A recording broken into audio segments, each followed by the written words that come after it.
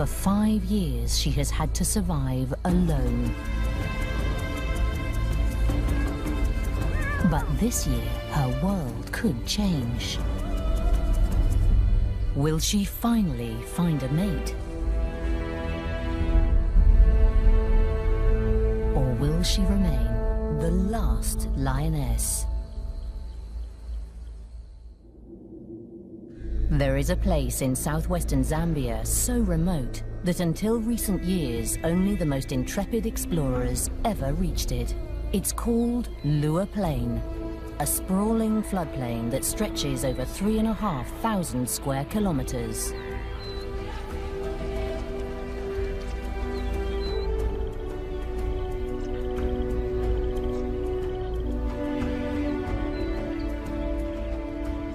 In the heart of this isolated wilderness lives one lonely lioness. She is known as Lady Lua, and she's in her prime. All her instincts drive her to find a mate, have cubs, and form a pride of her own. But she can't. She's alone here. There isn't another lion for hundreds of kilometers. It was humans that sealed her fate. For though few outsiders make it to Lua Plain, some of those that have changed it forever. This is a wounded land. In the late 1990s, poaching tore through its wildlife populations. As the Angolan War raged, soldiers and villagers slaughtered Lua's herds for food, while a scourge of illegal trophy hunters stole its most majestic creatures. Animals once plentiful on the plain disappeared. Wild dog, buffalo, eland, all gone. Prey shortage and trophy hunting drove the once thriving lion population to collapse.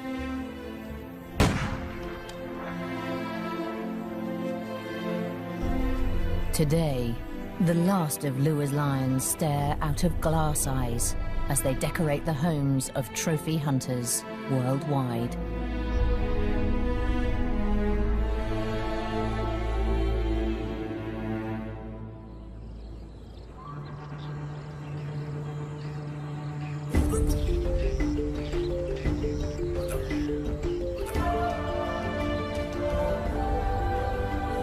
Since 2003, this land has been protected by the African Parks Network.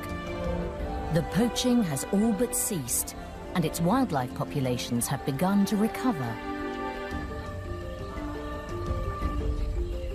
The wildebeest herds are slowly swelling to their former glory, and many species have been translocated back onto the plain.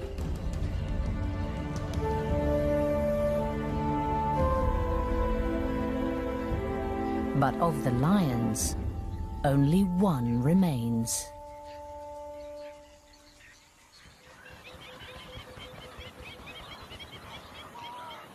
Surprisingly, she's in peak condition.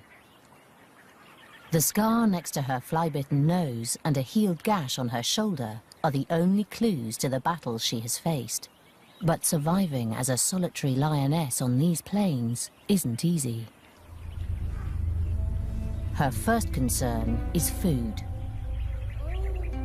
By the height of the rains in mid-December, scores of wildebeest roam the plain.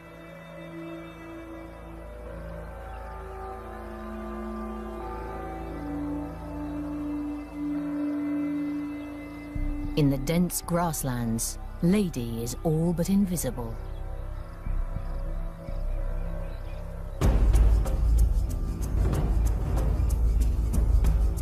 Her tawny coat provides perfect camouflage, and an animal grazing in the tall grass wouldn't see her coming. But wildebeest prefer short grass.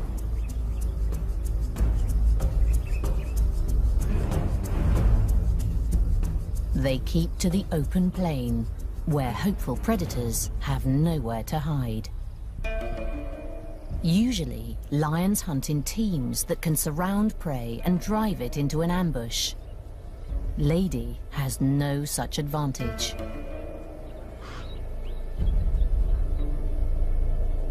She must stalk her prey alone, in plain sight.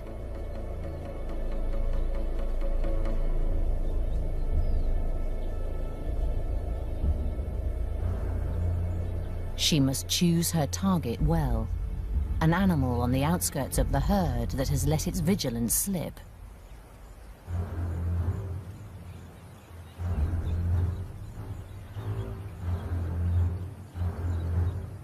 Wildebeest warn each other of danger, so she must approach unseen by the entire herd. Just one glance in her direction, one snort of alarm, will ruin the hunt.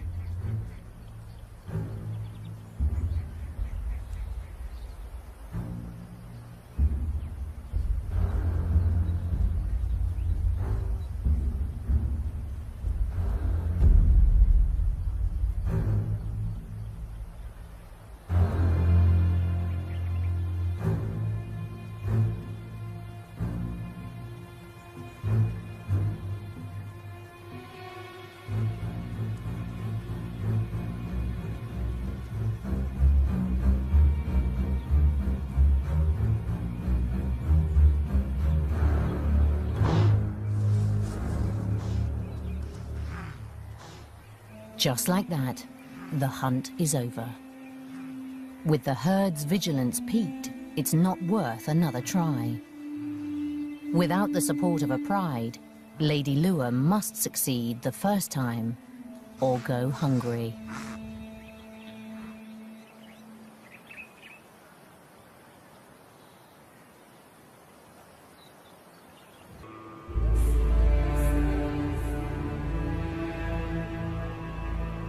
Herbert is one of the very first outsiders to see her and confirm that she is alive and healthy.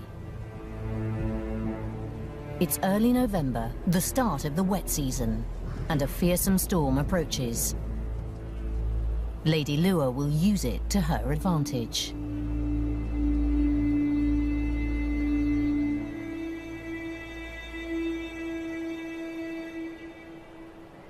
As Herbert watches, the hunt begins.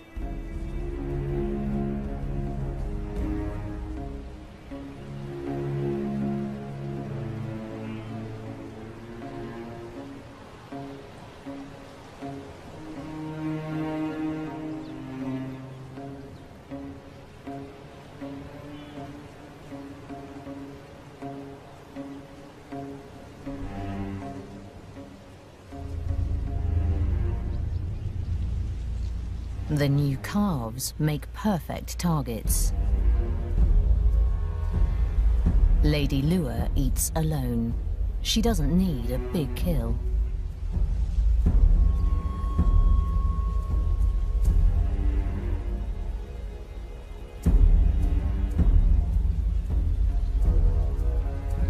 A calf will keep her going for almost a week.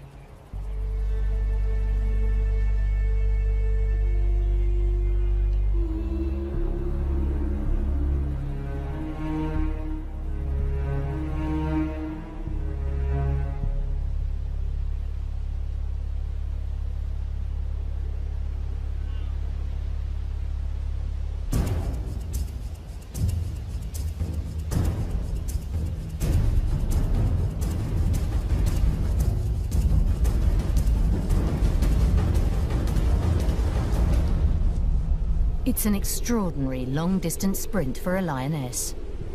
Over 100 meters at full speed.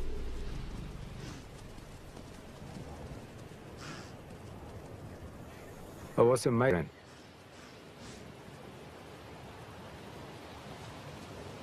But that night I also came to realize that hunting is certainly not the only challenge she faces here on the plain.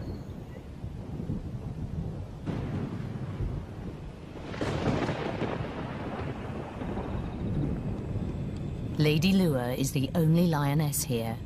But she's not the only predator.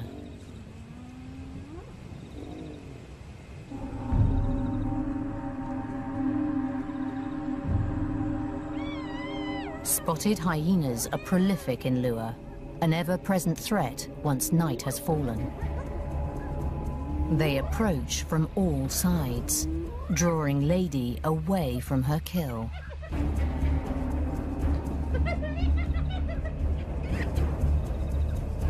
It's a cunning diversion. And an easy steal.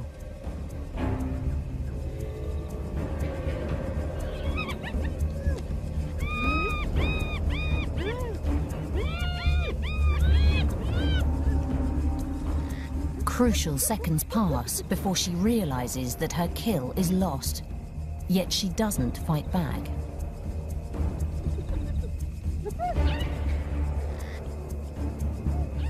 Her small, half-eaten carcass is not worth a fight with half a dozen hyenas. Lady's survival hinges on avoiding Sometimes, Herbert finds Lady near their camp at night when the crew sets out to film. She allows them to follow close behind her as she roams the plain. On one such night, Lady leads the crew to a pan where a wildebeest cow is straining through a difficult birth. The calf seems stuck in the birth canal, and the cow can no longer stand.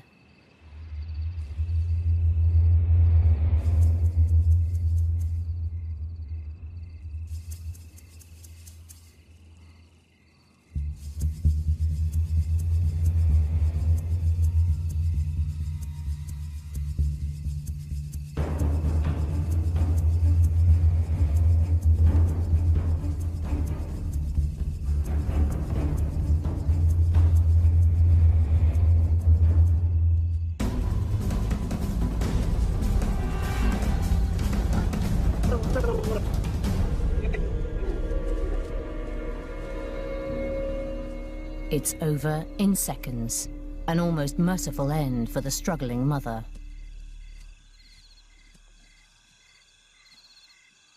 This is a big kill for Lady. It will feed her for days.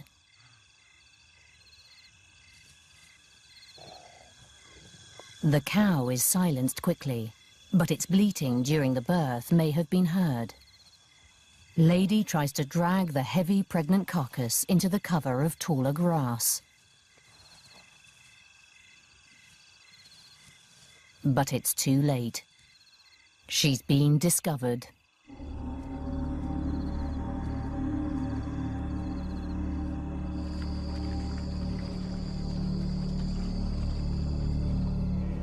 Elated with the easy kill, Lady toys with the carcass like a kitten, oblivious to the threat that closes in around her.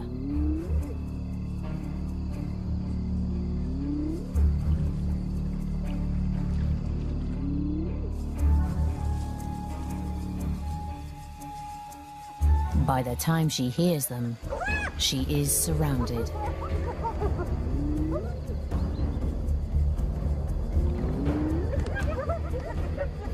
Ominous calls lure her away from the kill once again.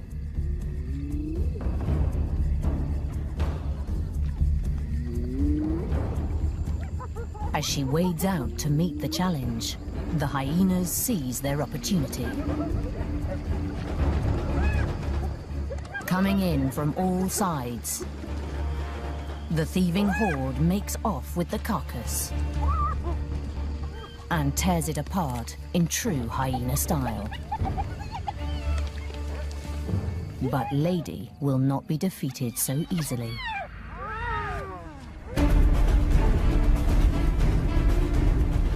Unlike the calf, this kill is worth a fight. She may be alone, but she is still a large, fearsome lioness. It's 12 hyenas to 1, but despite their numbers, the hyenas cower.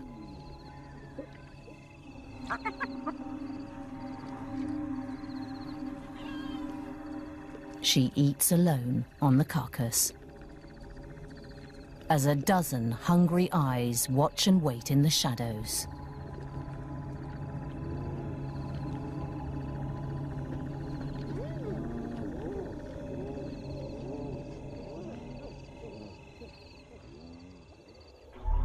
Over the years of filming, Herbert came to learn that Lady's relationship with the hyenas changes with the seasons. By August, the grasslands are tinder dry and the pans parched and cracked. All life strains against the drought. The wildebeest herds head for greener pastures up north, leaving only a few tough bulls for prey. In these sparse times, every scrap counts. For many predators, scavenging becomes a necessary part of life. Lady will steal the hyena's kills as often as they steal hers. In the dry season, they are mortal enemies, and Lady fights for every carcass.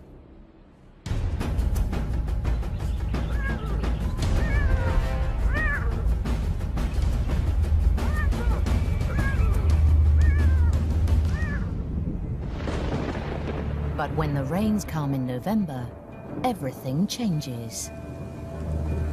Weeks of unrelenting downpours drench the landscape. Lured by the lush new vegetation, the wildebeest herds flood back onto the plains in a migration second only to the Serengeti.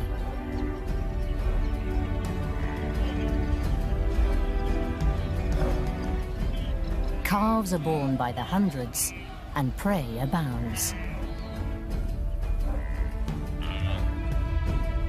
Lady thrives in the wet season, killing so often that hunting becomes more a sport than a necessity.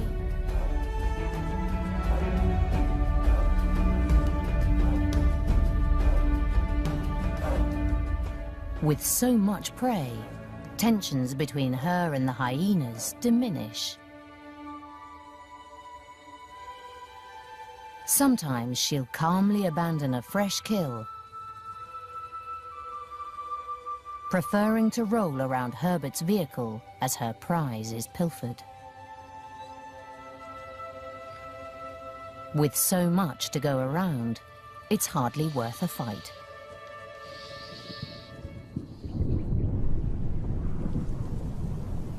But by January, things change once again. The rains reach their climax, and the plain disappears underwater.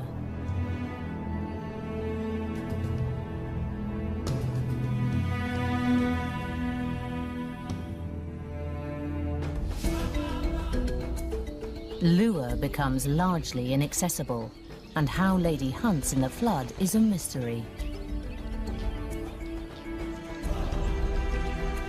Yet season after season, the lonely lioness overcomes the odds stacked against her. With each year of filming here on the plains, I understood her behavior better and better. And I realized she's not only surviving, she's thriving. That there was one thing, though, she could not overcome, and that was her loneliness, her isolation. But it took me 3 years to understand how lonely she really was. After a night of filming, Herbert and his crew return to camp. They are not alone.